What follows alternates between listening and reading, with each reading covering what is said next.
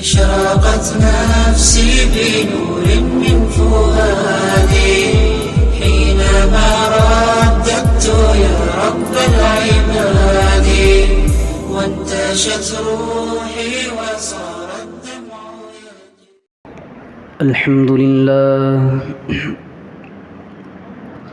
الحمد لله نحمده ونستعينه ونستغفره ونؤمن به ونتوكل عليه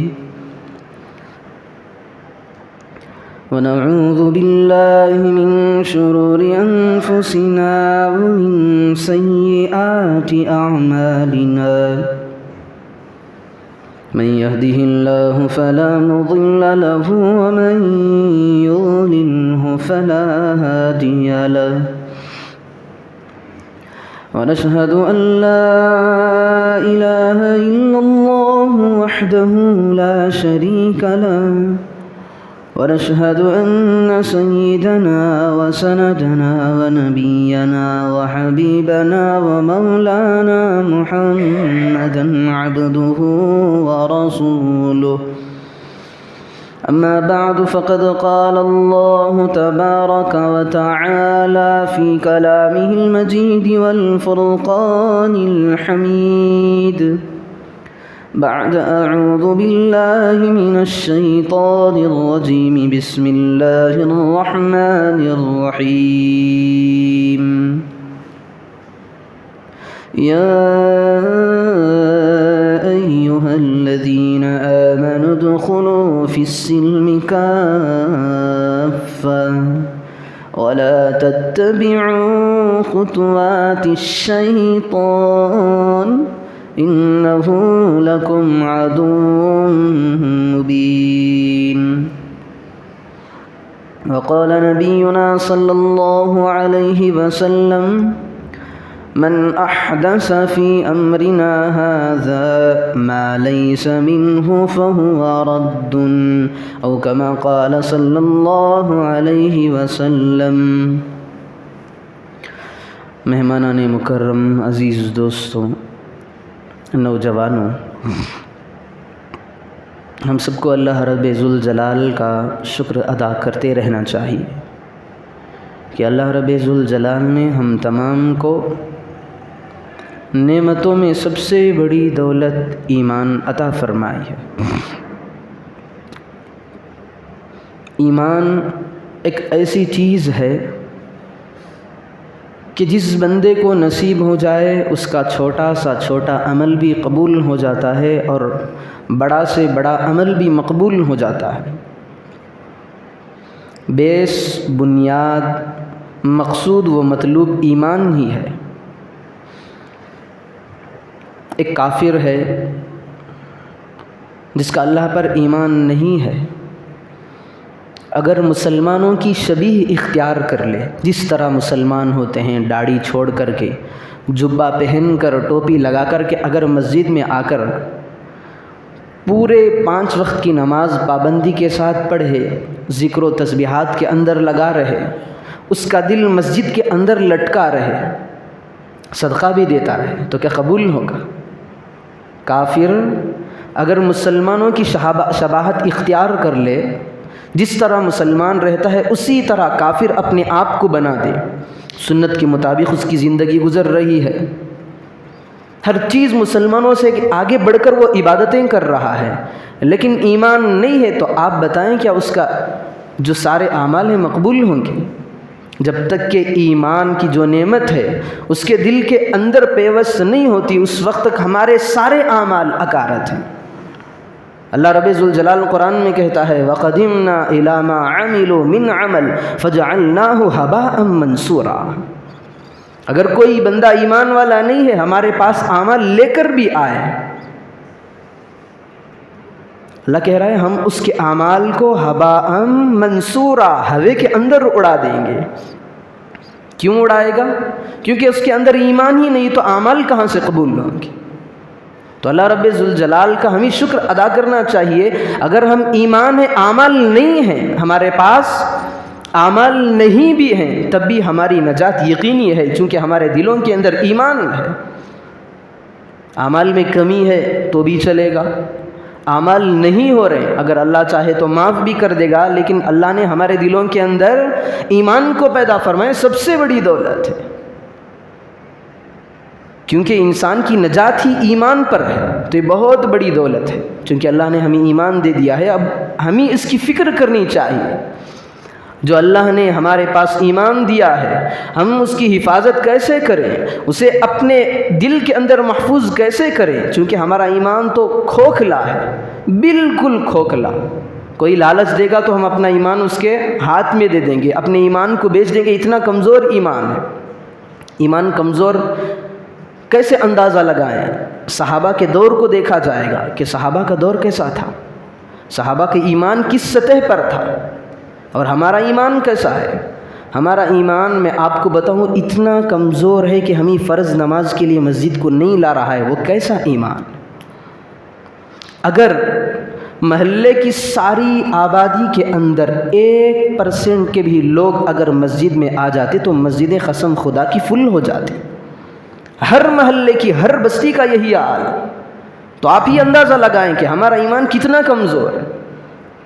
اگر 1%، 99% کو ہٹائیں، 1% بھی اگر ہمارے اندر ایمان ہوتا تو آج محلے کی 1% بھی مسجد میں آ جاتی تو مسجد کھچاکت بھر جاتی۔ آج ہمیں کاروبار کی پڑی ہے، جمعے کا دن ہے، پڑی کاروبار کی ہے، خطبے کا وقت ہے، بزنس کی پڑی ہے، مال و دولت کے پیچھے ہماری امت بھاگ رہی ہے، تو ہم اپنے ایمان کو کیسے بچائیں گے؟ پہلے سے تو ہمارا ایمان اتنا کمزور ہے، اگر فتنوں کی برسات ہو تو اپنے ایمان کو کیسے بچائیں گے؟ ویسے تو فتنوں کی بارش بہت تیزی سے برس رہی ہے، پچھلے 2 جمعے سے فتنوں کے بارے میں باتیں آ رہی تھیں، اس جمعے میں بھی انشاءاللہ اس کی باتیں ختم کر دوں گا۔ تو ہمارا ایمان اتنا کمزور ہے تو ہمیں مسجد کو لانے نہیں دے رہا، آنے نہیں دے رہا، اور مسجد کو اپنے آپ کو لانے نہیں دے رہا۔ یہ ایمان کی حالت ہو تو دوسرے اگر ہم پر محنت کریں ایمان کے سلسلے میں تو ہم کیا کریں گے؟ بہت سارے فتنے ہیں، شکیلیت کا فتنہ چل رہا ہے، گوہر شاہیت کا فتنہ چل رہا ہے۔ پچھلے جمعے کے اندر جس بندے کا میں آپ حضرات کے سامنے تذکرہ کر رہا تھا کہ اتنا بڑا خطرناک شخص ہے، ملعون ہے، مردود ہے، مکار ہے، ظالم ہے، قرآن کے خلاف چلنے والا، حدیث کے خلاف چلنے والا، نبی کی باتوں کو ٹھکرانے والا، شریعت کی باتوں کو پھینک کر مارنے والا، اس کے بارے میں آپ کو بتا رہا تھا، جو آج لندن کے اندر چھپ کر پناہ لے کر بیٹھا ہے، لوگوں کے عقائد کو، لوگوں کے ایمان کو ختم کرنے کی کوشش کر رہا ہے، لوگوں کو نمازوں سے دور کر رہا ہے، قرآن سے دور کر رہا ہے۔ کس کی دعوت دے رہا ہے؟ اگر آپ اس کی تصویر دیکھیں تو کہیں گے کہ کتا بھی اس کے سامنے جا کر کے پیشاب نہیں کرتا۔ جس کا نام ریاض الگوہری ہے، اس کا تو انتقال ہو گیا، اب اس کا چیلا بیٹھا ہے جس کا نام یونس الگوہری ہے۔ وہ لوگوں کے ایمان پہ ڈاکے ڈال رہا ہے، میٹھی میٹھی باتوں کے انداز سے ایمان کا مطلب لوگوں کے سامنے بتاتا ہے۔ ایمان کس کو کہتے ہیں؟ وہ بتاتا یہ ہے کہ ایمان نماز کی ضرورت نہیں ہے ایمان کے لیے، ایمان تو بس دل کے اندر اللہ کا نور ہونا چاہیے، اگر ہمارا دل اللہ اللہ کہہ رہا ہے تو بس کافی ہے، نمازوں کی ضرورت نہیں ہے۔ اب بھولے بھالی مسلمان اس کی باتوں پر چل رہی ہے کیونکہ ایمان کی بات بتا رہا ہے، وہ بھی سوچیں گے بھائی ہمیں تو نماز کو جانے کی ضرورت پہلے سے نہیں تھی، اب اور بھی ضرورت نہیں، چونکہ اس کے کلپ سن رہے ہیں اس ملعون کے۔ ایسے بے تکے باتیں بتا کر کے امت کے ذہن کو ایمان کی طرف سے، عقائد کی طرف سے، نماز کی طرف سے، روزوں کی طرف سے، قرآن کریم کی تلاوت کی طرف سے نکال رہا ہے۔ اللہ رب ذوالجلال کہتا ہے الا بذکر اللہ تطمئن القلوب، میرے محمد کے امتیوں، دن بھر سے لے کر رات کی اندھیری چھانے تک تمہارے گھروں کے اندر پریشانیاں ہیں، چونکہ پریشانیوں کو دینے والا اللہ ہی ہے۔ اللہ خود کہہ رہا ہے تم جب صبح کو اٹھتے ہو تو شام تک تمہارے گھروں کے اندر پریشانیاں ہیں، تجارت میں کاروبار ٹھپ پڑ گئے ہیں، جھگڑے ہیں، آپسی الجھنیں ہیں، آپسی کدورتیں ہیں، نفرتیں ہیں، تمہارے دل چین کو طلب کر رہا ہے، تمہارا دل سکون کو تلاش کر رہا ہے، تو اللہ کہتا ہے الا بذکر اللہ تطمئن القلوب، میرے بندو کسی کے چوکھٹ پہ جانے کی ضرورت نہیں ہے۔ کہاں جانے کی؟ کسی کے چوکھٹ پہ جانے کی ضرورت نہیں، میرے دربار میں آؤ، میرا دربار کھلا ہوا ہے، آؤ میرے سامنے سجدہ کرو۔ الا بذکر اللہ تطمئن القلوب، میری یاد سے تمہاری پریشانی اگر ختم نہ ہو تو بعد میں مجھ سے پوچھ لینا۔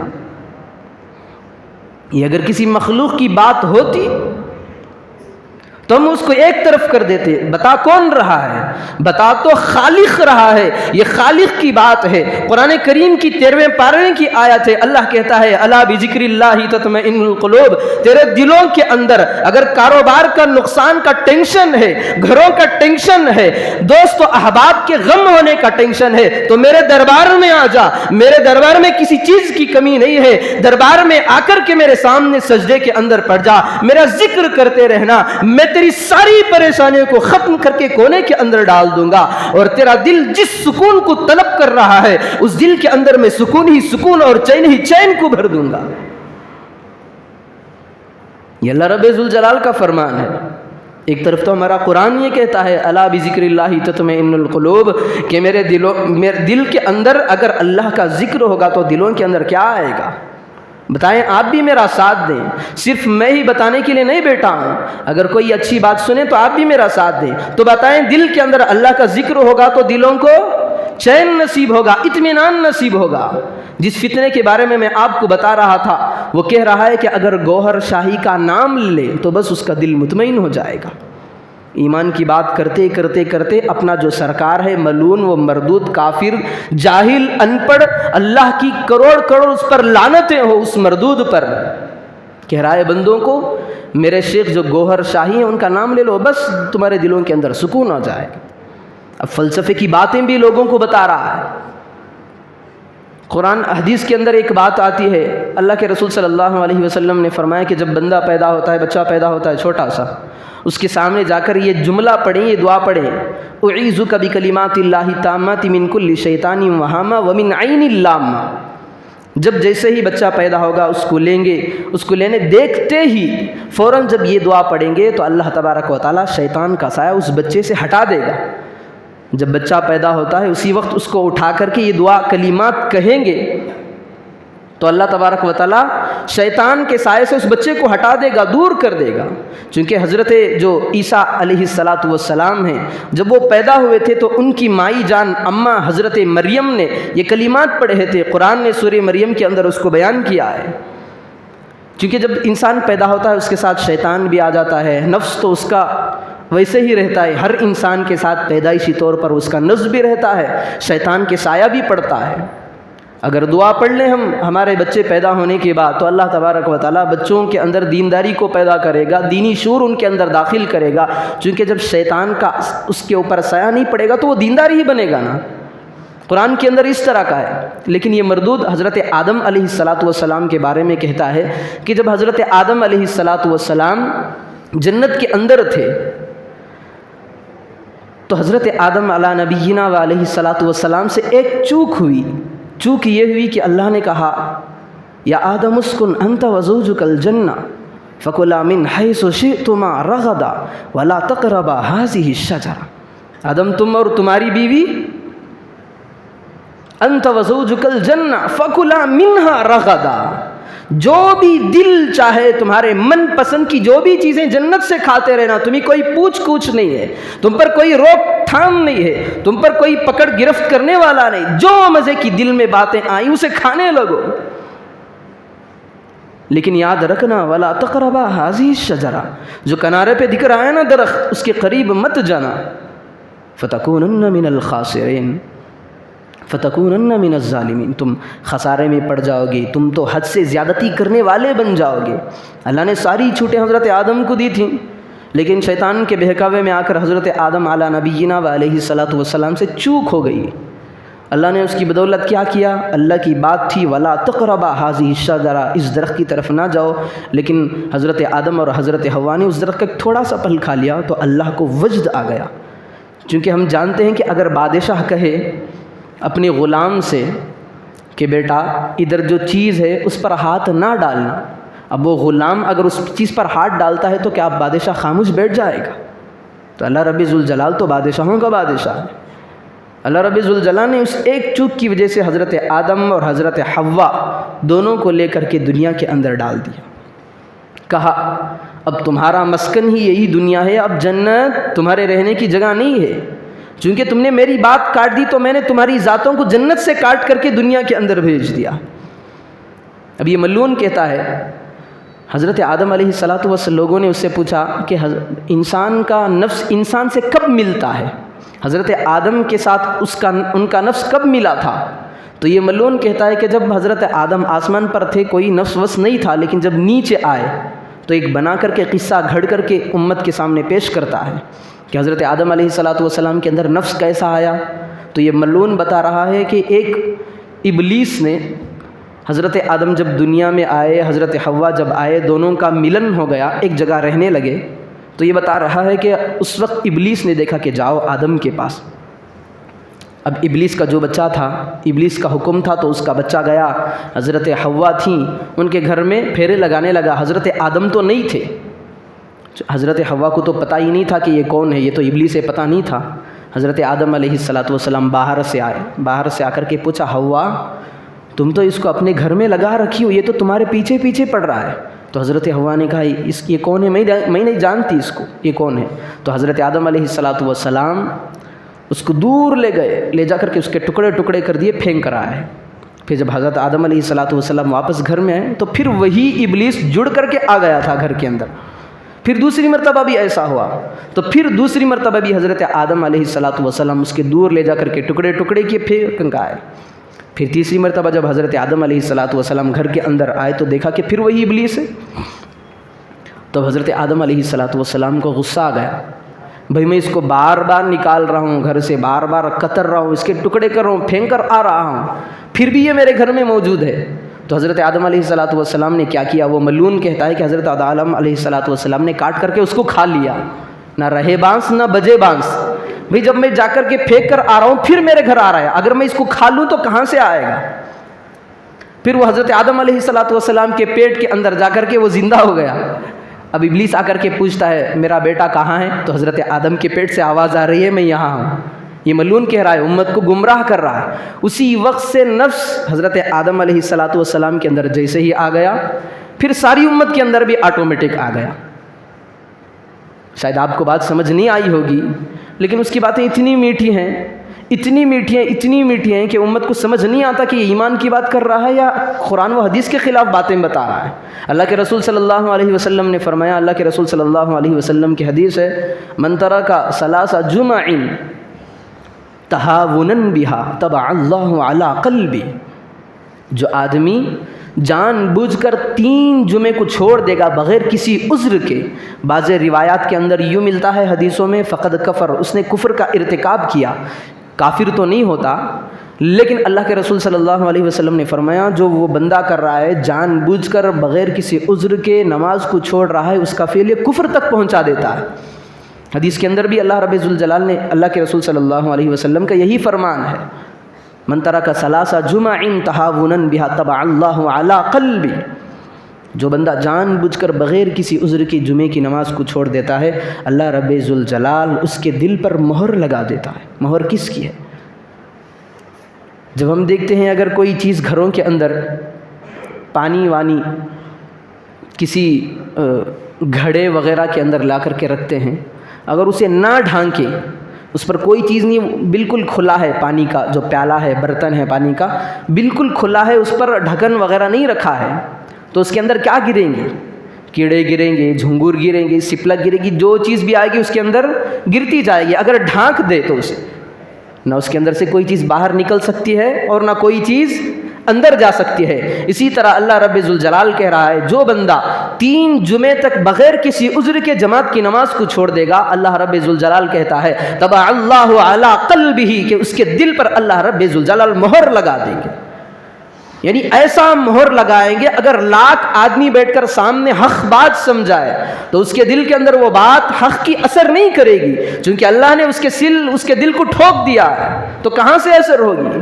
تو آج ہم دیکھ لیں کتنے بازار کے اندر آج بھی نام مسلمانوں کے رکھنے والے کوئی عذر تو کوئی نہیں ہے، بس دھندے کے پیچھے پڑے ہیں، 5 پیسوں کے پیچھے پڑے ہیں، اپنے پسینے کو بہا رہے ہیں، لیکن کاروبار یہاں پر مسجدیں آباد ہیں، وہاں پر ان کے کاروبار آباد ہیں۔ تو آپ سمجھ لیں اللہ رب ذوالجلال نے ان کے دلوں کے اندر مہر کو لگا دیا ہے۔ اگر مہر نہیں لگتی تبھی تو مسجد کے اندر آ جاتے، اگر مہر لگ چکی ہے تو مسجدوں کی طرف وہ کیوں آئیں گے؟ یہ تو اللہ کے رسول صلی اللہ علیہ وسلم کی بات ہے۔ اتنی بات تھی، لیکن وہ مردود کی بات میں بتا رہا تھا کہ وہ کہہ رہا ہے یہ تو اللہ کے رسول کے زمانے کی بات ہے، اللہ کے رسول جب تھے تب کی بات ہے۔ اللہ کے رسول مسجد کے اندر ہیں، اگر کوئی آدمی نہیں آ رہا 3 جمعے تک تو اللہ رب ذوالجلال اسے کافر بنا دے گا، اسے منافق بنا دے گا۔ تو وہ خود شان سے کہتا ہے کہ میں تو 300 جمعے کی نمازیں چھوڑ گیا ہوں، بس میں تو میرے سرکار کا ذکر کر رہا ہوں، میں پھر بھی مومن ہوں۔ ایسی باتیں امت کے سامنے کر رہا ہے، اتنی خطرناک باتیں۔ عوام کو اس سے ہوشیار رہنے کی بہت ہی اشد ضروری ہے۔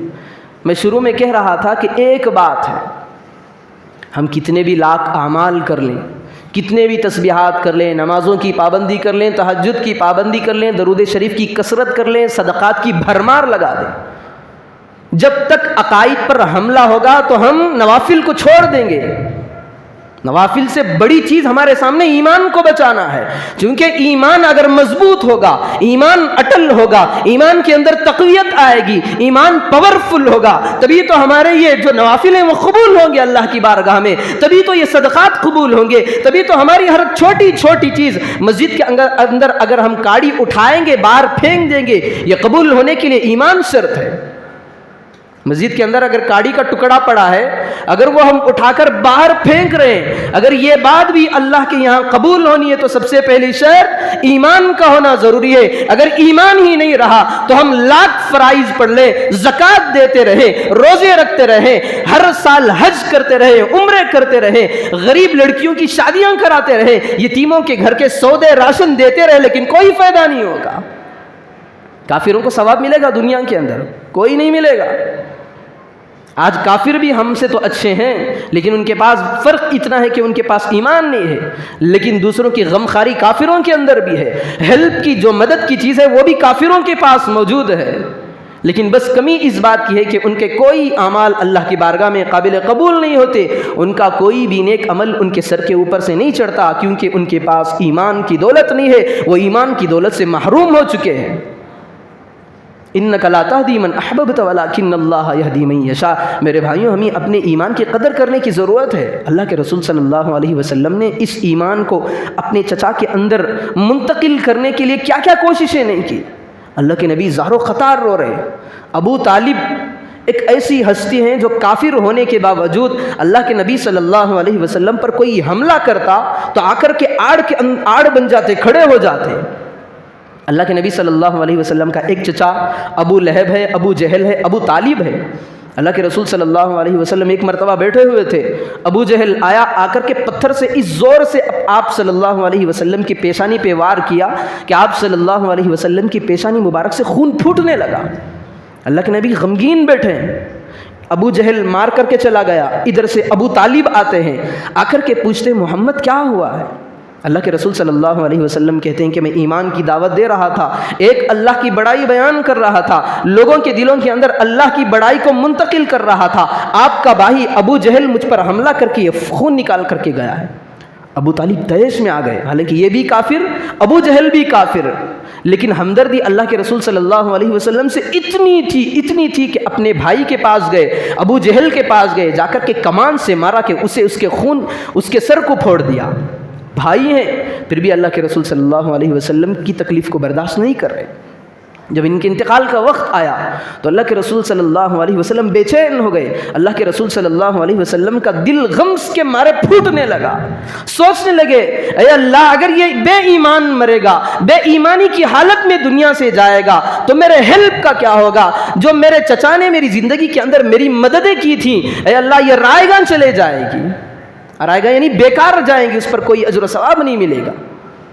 چارپائی پر انتقال ہو رہا ہے ابو طالب کا، اللہ کے رسول صلی اللہ علیہ وسلم پاس میں بیٹھے، سر کے پاس آ گئے، سر کے پاس میں بھی کان کے پاس آ گئے، آ کر کے کہنے لگے چچا جان آپ نے میری ہر طرح کی ہیلپ کی ہے، میری ہر بات کو آپ نے مانا ہے، اگر کوئی مجھ پر تیر آتا تو آپ آ کر کے آڑ میں کھڑ جاتے، تلوار کی اگر کوئی وار ہوتی تو آپ آ کر مجھے بچا لیتے، ہر طرح کا آپ نے میرا ساتھ دیا ہے، بس ایک چیز کی میں ڈیمانڈ تمہارے سامنے رکھتا ہوں،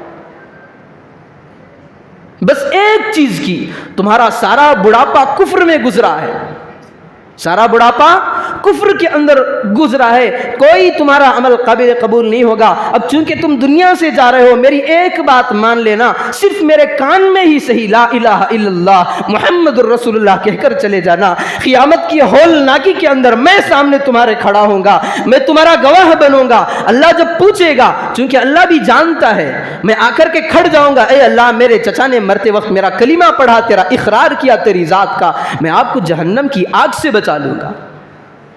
تو چچا نے کیا کہا، محمد میں ساری زندگی کفر پر رہا، میرے باپ داداؤں کے دین پر چلتا رہا، اگر میں آپ کا کلمہ پڑھ لوں تو لوگ مجھے تانے دیں گے، یہ تو اللہ نے ہدایت دینا نہیں چاہا، ورنہ تو اسلام کو اسلام کی اچھائیوں کو دیکھنے کے ساتھ، اسلام کی خوبیوں کو دیکھنے کے ساتھ ہر آدمی بھی اسلام قبول کر لیتا۔ آپ دیکھیں تاریخ اٹھا کر کے دیکھیں، بدر کا واقعہ، احد آیا، 5 ہجری خندق آیا، 6 ہجری میں صلح حدیبیہ ہوئی، پھر 8 ہجری میں فتح مکہ ہوا، اس کے بعد اسلام ایسی تیزی سے پھیلتا گیا، ایسی تیزی سے پھیلتا گیا، مدینے کے اندر اگر صبح ہوئی تو اسلام والے پیدا ہونے لگے، یعنی کافر بالکل مسلمان بن رہے، مدینے کے اندر نظر ڈالے وہاں پر بھی کافر تھے، شام تک، اب دھیرے دھیرے ہر طرف اسلام کا بول بالا چرچا ہو رہا ہے۔ یہ کیوں ہو رہا ہے؟ اسلام کی خوبیاں دکھ رہی ہیں، لیکن ابو طالب نے بھی وہ اسلام کی خوبیاں دیکھی ہیں، لیکن ایمان کیوں قبول نہیں کیا؟ کیونکہ اللہ نے انہیں ہدایت نہیں دینا چاہا۔ جب اپنے چچا کے پاس اللہ کے رسول صلی اللہ علیہ وسلم آئے تھے، بار بار اصرار کرتے رہے، اے میرے چچا ایک مرتبہ میرے کان میں اس کلمے کی گواہی دے دینا، لا الہ الا اللہ محمد الرسول اللہ، تو ان کے چچا نے کہا میں اس کو قبول نہیں کرتا، تو اللہ تبارک و تعالیٰ کی طرف سے فوراً حضرت جبرائیل آئے، آ کر کے ہدیہ پیش کرنے لگے، اے نبی جی یہ اللہ کی طرف سے آپ کو ہدیہ، اس کو پڑھ لینا۔ اللہ کے نبی صلی اللہ علیہ وسلم نے پڑھا تو اس کے اندر تھا انک لا تہدی من احببت ولکن اللہ یہدی من یشاء۔ اے محبوب آپ ہر چیز کر سکتے ہیں، لیکن ہدایت دینا یہ تمہارا کام نہیں ہے، ہدایت تو میں دینے والا ہوں۔ دیکھیں اگر تھوڑا برابر بھی ہمارے دلوں کے اندر اگر احساس کا مادہ ہوگا تو ہم اپنے ایمان پر غور کریں، ایمان کی اتنی بڑی چیز، اللہ کے نبی کا جہاں آنسو گرتا ہے وہاں اللہ کیا قبول نہیں کرتا؟ اللہ نے اس وقت کتنی دعائیں اللہ سے نہیں مانگی، ہے اللہ میرے چچا کو ایمان کی دولت سے نواز دے، لیکن اللہ نے نوازا نہیں ہے ایمان کی دولت سے، ہمیں بن مانگے اللہ نے ہمیں ماں کے پیٹوں کے اندر سے ایمان والا پیدا کر دی۔ کبھی ایک مرتبہ ہم نے رات کی تنہائی کے اندر اٹھ کر کے اللہ سے سوال کیا ہے کہ اللہ تیرا کتنا بڑا شکر ہے کہ میں پیدا ہونے سے پہلے تجھے پوچھ کر نہیں آیا تھا، میں نے پیدا ہونے سے پہلے تیرے سامنے گڑ گڑا کر کے التجا نہیں کی تھی، لیکن پھر بھی تو نے مجھے ایمان کے ماؤں کے پیٹ سے پیدا کیا ہے، تیرا بڑا شکر ہے۔ کبھی ہم نے ایک سجدہ کیا ہے اس ایمان کی خاطر؟ ہم تو نمازیں چھوڑ کر کے ایمان والے کہہ رہے ہیں، اسلام پر گویا کہ ہم احسان کرنے والے بن گئے، ہم اللہ پہ احسان جتانے والے بن گئے کہ اے اللہ میں تیرا اسلام قبول کیا۔